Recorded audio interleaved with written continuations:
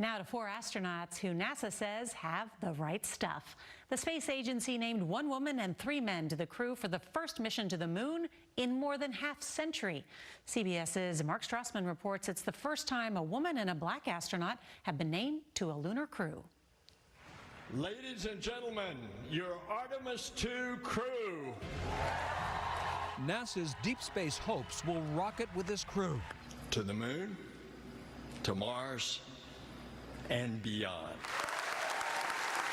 Moon-bound astronauts, the first in more than a half century. We know how big this moment is, and I personally feel it's so much bigger than me and my name being attached to it. On this diverse Artemis II crew, 3 Americans, all space veterans, and a Canadian. Reed Weissman, a U.S. Navy captain and the mission commander. Victor Glover, the first black astronaut to make a long-duration space flight. Christina Cook, a member of the first 3 all-female spacewalks, and Canadian Jeremy Hansen, the only space rookie aboard. Our focus is 100% on being successful in this vehicle. After launch, the Orion capsule will reach the moon in 4 days for a lunar flyby. This crew could push deeper into space than any humans ever before finishing their 10-day mission. What's critical?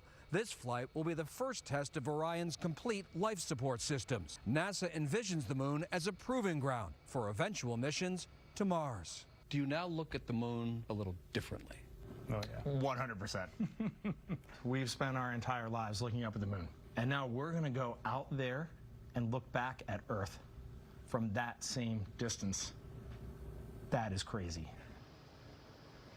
Some of their Artemis training will happen right behind me in NASA's mock-up Orion capsule. That training will start in June, take about 18 months, and that means, Norah, we could see Artemis II launch late next year.